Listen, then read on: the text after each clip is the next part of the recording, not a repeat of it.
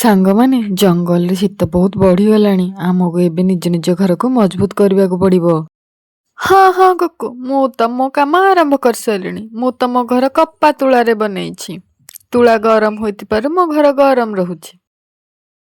ମୁଁ ମୋ ବସା ଗୋବରରେ ବନେଇଛି। ତମେ ମାନେ ତ ଜାଣ ମୁଁ ଗୋବରରେ କିଛି ବି ବନେଇ ପାରିବି। ଆଲୋ କାଳି, ତୋର କଣ ପ୍ଲାନ୍ ମ? ମୁଁ ଆମ ସ୍ୱାମୀ କାଳୁ ଆମ ବସା ବାଉଁଶ କାଠିରେ ବନଉଛୁ। ଆରେ ପିଙ୍କି, ତୁ ତ ବସା ବନେଇବୁନି କି? ହଁ ହଁ, ଆମେ ତ ଆମ ବସା ବହୁତ ବଡ ବନେଇବୁ, ଆଉ ସିଏ ବି ସମସ୍ତଙ୍କ ଠାରୁ ବହୁତ ମଜବୁତ ହବ। ତୋ ସ୍ୱାମୀ ଭୋଳାକୁ ଚୋରି ଡକାୟତରୁ ସମୟ ମିଳିଲେ ସିନା ତୁ ବସା ବନେଇବୁ। ତମେ ଦେଖିବ ରାନୁ ମାଉସୀ, ଆମ ବସା ହିଁ ଜଙ୍ଗଲର ସବୁଠାରୁ ବଡ ବସା ହେବ। ଆଉ ଦିନ ଆସିବ ତମ ମାନଙ୍କୁ ଆମର ସାହାଯ୍ୟ ଦରକାର ପଡିବ। ହଉ ହଉ, ଦେଖିବା। ପ୍ରଥମେ ଯାଇକି ଦେଖେ ତୋ ସ୍ୱାମୀ କୋଉଠି ଚୋରି କରୁଥିବାର ଧରା ପଡିଥିବ।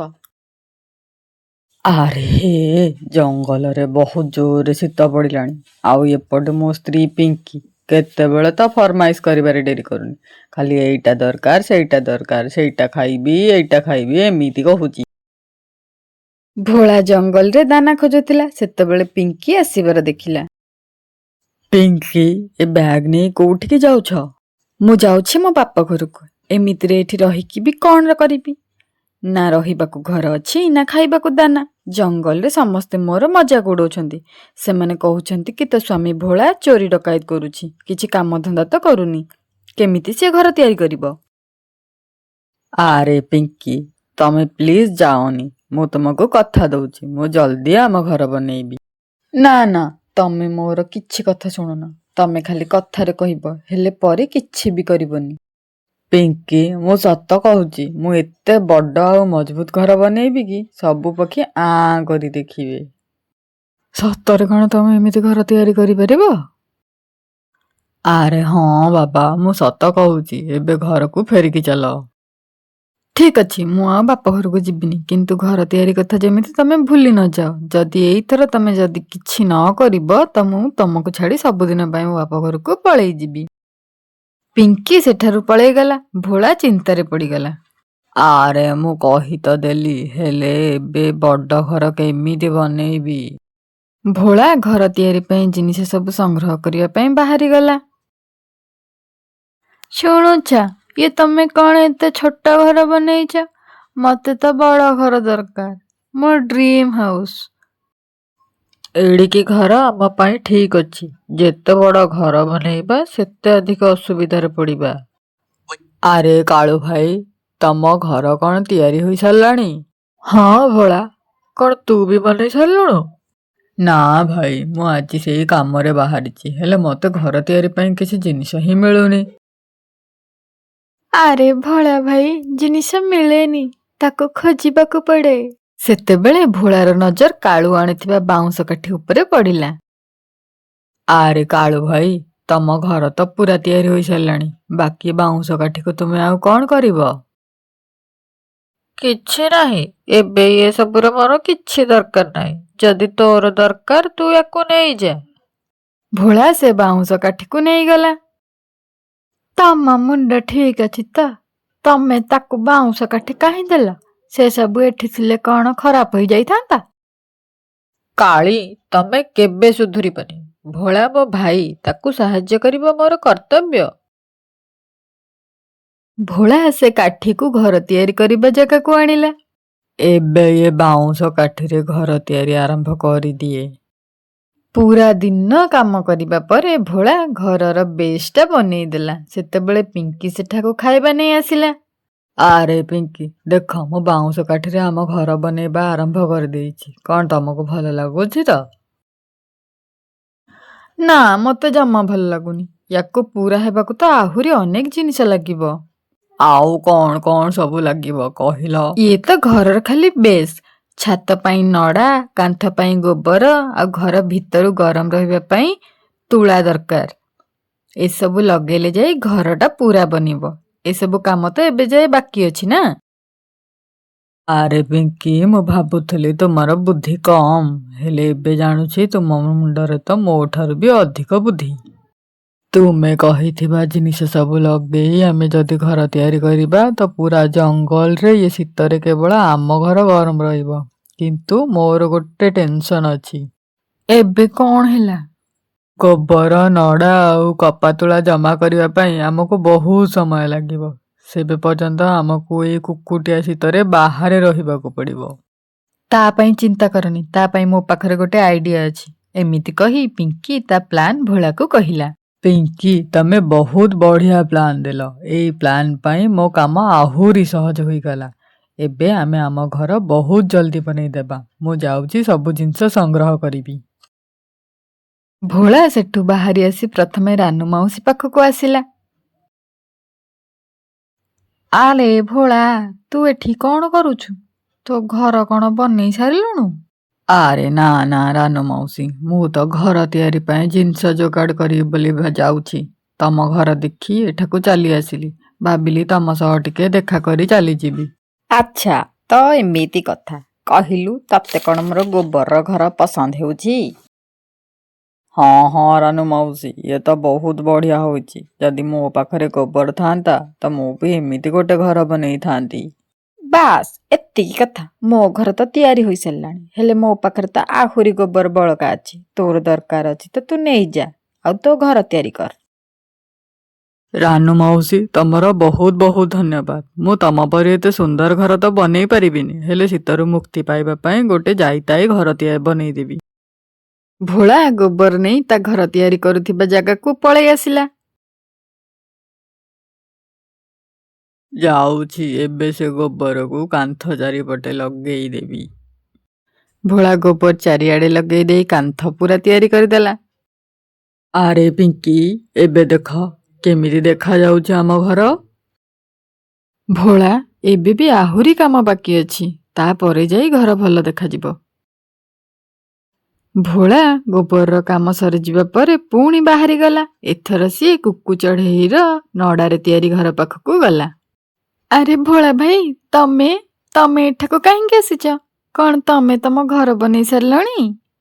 ଆରେ ନା ନା କୁକୁ, ଲାଗୁଛି ଏଇ ବର୍ଷ ଶୀତରେ ମତେ ଆଉ ପିଙ୍କିକୁ ବାହାରେ ରହିବାକୁ ପଡ଼ିବ। ଏମିତି କାହିଁକି କହୁଛ ଭୋଳା ଭାଇ? ତମର କଣ ଦରକାର କୁହ? ଲାଗୁଛି ତୁ ତୋର ଘର ପାଳରେ ବନେଇ ସାରିଲୁଣୁ। ତୋ ପାଖରେ ଆଉ ପାଳ ବଞ୍ଚିଛି କି? ହଁ ହଁ, ଇଏ ଦେଖ ମୋ ପାଖରେ ବହୁତ ପାଳ ବଞ୍ଚିଛି। କିନ୍ତୁ ତମେ ଏ ପାଳ କଣ କରିବ? ମୁଁ ବି ତୋ ପରି ପାଳରେ ଘର ତିଆରି କରିବା ପାଇଁ ଚେଷ୍ଟା କରିବି। ମୋ ଘର ତୋ ପରି ଏତେ ସୁନ୍ଦର ତ ହୋଇପାରିବନି, ହେଲେ ଶୀତ ଦିନ ଶେଷ ହେବା ଯାଏ ସେଥିରେ ତ ରହିପାରିବୁ ଆମେ। ଭୋଳା କୁକୁଠାରୁ ପାଳ ନେଇ ପୁଣି ତା ଘର ପାଖକୁ ଚାଲି ଆସିଲା। ଭୋଳା ପାଳ ଆଣି ତା ଘରର ଛାତ ତିଆରି କରିଦେଲା। ଧୀରେ ଧୀରେ ଭୋଳାର ଘର ବନିବାରେ ଲାଗିଲା। ଭୋଳା ସେଠାରୁ ବାହାରେ ମିନୁ ଚଢ଼େଇ ପାଖକୁ ଗଲା। ଆରେ ବା ମିନୁ, ତୋର କପାତୁଳା ଘର ତ ବହୁତ ସୁନ୍ଦର ଦେଖାଯାଉଛି। ହଁ ଭୋଳା ଭାଇ, ମୁଁ ଏ ତୁଳା ଘର ତିଆରି କରିବା ପାଇଁ ବହୁତ କଷ୍ଟ କରିଛି। ଆରେ ମିନୁ, ଇଏ ଘର ତିଆରି ପାଇଁ ତ ବହୁତ ତୁଳା ଦରକାର ହୋଇଥିବ। ହଁ, ମତେ ତୁଳା ଏକାଠି କରିବା ପାଇଁ ବହୁତ ସମୟ ଲାଗିଲା। ମୁଁ ଆମ ଜଙ୍ଗଲ କ୍ଷେତରୁ ଅନ୍ୟ ଜଙ୍ଗଲ କ୍ଷେତରୁ ୟାକୁ ଆଣିଲି। ତାପରେ ଯାଇ ଏ ଘର ବନିଲା। କିନ୍ତୁ ଭୋଳା ଭାଇ, ତମେ ଏଠାକୁ କାହିଁକି ଆସିଥିଲ? ମୁଁ ବି ତୋ ପରି ତୁଳାରେ ଘର ତିଆରି କରିବି ବୋଲି ଭାବୁଛି, କିନ୍ତୁ ପ୍ରଥମେ ମତେ ତୁଳା ଯୋଗାଡ଼ କରିବାକୁ ପଡ଼ିବ। ଭୋଳା ଭାଇ, ତମକୁ ତୁଳା ଯୋଗାଡ଼ କରିବା କିଛି ଦରକାର ନାହିଁ। ମାନେ? ମୋ ଘର ତିଆରି ହୋଇସାରିଲାଣି, କିନ୍ତୁ ମୋ ପାଖରେ ଏବେ ବହୁତ ତୁଳା ବଳିଛି। ତମେ ତୁଳା ସାହାଯ୍ୟରେ ତମ ଘର ବନେଇ ପାରିବ। ତୋର ବହୁତ ବହୁତ ଧନ୍ୟବାଦ ମିନୁ। ଭୋଳା ମିନୁଠାରୁ ତୁଳା ଆଣି ତା ଘର ପାଖରେ ପହଞ୍ଚିଗଲା। ଆଉ ସେ ତୁଳାକୁ ନିଜ ଘରର ଭିତର କାନ୍ଥରେ ଚାରିପଟେ ଲଗାଇଦେଲା। ସେତେବେଳେ ପିଙ୍କି ସେଠାକୁ ଖାଇବା ନେଇକି ଆସିଲା। ଆରେ ପିଙ୍କି, ଇଏ ଦେଖ ଆମ ଘର ପୁରାପୁରି ତିଆରି ହୋଇଗଲା। ଏବେ ତ କୁହ, ତମକୁ ଏ ଘର ପସନ୍ଦ ଆସୁଛି ନା ନାହିଁ? ଭୋଳା, ମତେ ଘର ବହୁତ ପସନ୍ଦ ଆସିଲା। ଏବେ ଆମକୁ ଆଉ ଶୀତରେ ବାହାରେ ଶୋଇବାକୁ ପଡ଼ିବନି। ଧୀରେ ଧୀରେ ଜଙ୍ଗଲରେ ବହୁତ ଶୀତ ହେବାକୁ ଲାଗିଲା। ଦିନେ ରାତି ବେଳା ଜୋରରେ ଶୀତ ପଡ଼ିଲା। ଆକାଶରୁ ଜୋର ଜୋରରେ ବରଫ ବର୍ଷିବା ଆରମ୍ଭ ହୋଇଗଲା। ଆରେ ବାପରେ କାଳି, ଆଜି ତ ବହୁତ ଶୀତ ଲାଗୁଛି।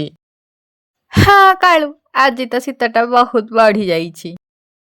ମୁଁ ଏତେ ଭଲ ତୁଳାରେ ଘର ବନେଇଲି, ହେଲେ ବି ମତେ ବହୁତ ଶୀତ ଲାଗୁଛି। ମା ମା, ଆମକୁ ଜୋରରେ ଶୀତ ଲାଗୁଛି। ଆରେ ଆଜି ଯୋଉ ପ୍ରକାରର ଶୀତ ହଉଛି, ମୋର ଏ ଗୋବର ଘର କିଛି କାମକୁ ପାଉନି। ସବୁ ଚଢ଼େଇ ନିଜ ନିଜ ଘରର ବାହାରକୁ ଆସି ଗୋଟେ ଜାଗାରେ ଏକାଠି ହେଲେ। ନିଆଁ ଜଳେଇକି ସେଠି ବସିଲେ। ଆମ ସମସ୍ତଙ୍କ ଘର ଏ କୁକୁଟିଆ ଶୀତରୁ ଆମକୁ ରକ୍ଷା କରିପାରୁନି, ସେଥିପାଇଁ ଆମକୁ ସବୁଦିନ ରାତିରେ ଏମିତି ନିଆଁ ଜଳିକି ବସିବାକୁ ପଡିବ। ହଁ ରାନୁ ମାଉସୀ, ଆମ ପାଖରେ ଆଉ କିଛି ବାଟ ନାହିଁ। କିନ୍ତୁ ଭୋଳା ଭାଇ କୋଉଠି ଦେଖାଯାଉନାହାନ୍ତି ତ? ସେ ମୋ ପାଖକୁ ତୁଳା ନେବାକୁ ଆସିଥିଲେ। ସେ କହୁଥିଲେ କି ମୁଁ ବି ତୋ ଉପରେ ତୁଳାରେ ଘର ତିଆରି କରିବି। ଭୋଳା ତ ମୋ ପାଖକୁ ବି ଆସିଥିଲା। ମୋ ପାଖରୁ ସବୁ ବଳକା ଗୋବର ନେଇକି ଗଲା ଗୋବରରେ ଘର କରିବ ବୋଲି। ଆଉ ମୁଁ ବି ତାଙ୍କୁ ମୋର ବଳକା ପାଳ ସବୁ ଦେଇ ଦେଇଥିଲି। ହେଲେ ଭୋଳା ସବୁଥିରେ କେମିତିକା ଘର ବନେଇଥାନ୍ତା ଯେ, ଆଉ ସେ ଏଠାକୁ ବି ଆସିନି କଣ ପାଇଁ? ଆମକୁ ଯାଇକି ଦେଖିବାକୁ ପଡିବ, କାଳେ ଭୋଳା ଆଉ ପିକି କିଛି ଅସୁବିଧାରେ ପଡିଯାଇନାହାନ୍ତି ତ। ସମସ୍ତେ ସେଠୁ ଭୋଳାର ଘର ବାହାରେ ଆସି ପହଞ୍ଚିଗଲେ। ସମସ୍ତେ ତା ଘରକୁ ଦେଖି ପୁରା ଆଶ୍ଚର୍ଯ୍ୟ ହୋଇଗଲେ। ଆରେ ବା, ଭୋଳା ତ ଅତି ସୁନ୍ଦର ଘର ତିଆରି କରିଦେଇଛି। ମତେ ବସା ଦେଖି କେବଳ ଗୋଟିଏ କଥା କହିବାକୁ ମନ ହେଉଛି, ଜଷ୍ଟ ଲୁକିଂ ଲାଇକ୍ ୱାଓ। ଭୋଳା ତାକୁ ସତରେ କମାଲ କରିଦେଲା। କାଳୁ ଘରର ଝରକା ପଟୁ ଭିତରକୁ ଚାହିଁକି ଦେଖିଲା, ପିଙ୍କି ଓ ଭୋଳା ଅଚିନ୍ତା ନିଦରେ ଶୋଇଥିଲେ। ସେତେବେଳେ କାଳୁ ତାଙ୍କୁ ଡାକିଲା, ଭୋଳା ଭୋଳା ଭୋଳା, ଜଲ୍ଦି କବାଟ ଖୋଲ। ଆରେ ତମେ ସମସ୍ତେ କଣ ଏଠି ଏତେ ରାତିରେ? ଆରେ ଭୋଳା, ତୁ ସମସ୍ତଙ୍କ ଠାରୁ ଅଳ୍ପ ଅଳ୍ପ ଜିନିଷ ନେଇ ଏତେ ବଢିଆ ଘର ବନେଇଛୁ, ଆଉ ଆମକୁ ଜଣେଇବାକୁ ବି ଟିକେ ଦେଇନୁ? ଆରେ ନା ରାନୁ ମାଉସୀ, ଏମିତି କଥା ନୁହେଁ। ତମେ ସବୁ ବାହାରେ କାହିଁ ଠିଆ ହୋଇଛ, ଭିତରକୁ ଆସ। ରାନୁ ମାଉସୀ, ଇଏ ବସା ଭିତରୁ କେତେ ଗରମ ଲାଗୁଛି ନା? ସମସ୍ତେ ରାତି ସାରା ଭୋଳା ଘରେ ରହିଲେ। ଭୋଳା ଘର ତିଆରିର ଆଇଡିଆ ପୁରା ଜଙ୍ଗଲରେ ପ୍ରଚାର ହୋଇଗଲା। ଆଉ ସବୁ ପକ୍ଷୀ ମିଶି ଭୋଳା ପରିକା ନିଜ ନିଜ ଘର ବନେଇ ଦେଲେ। ଶୀତ ଋତୁ ପାଇଁ ତାଙ୍କର ଆଉ କିଛି ଚିନ୍ତା ରହିଲା ନାହିଁ।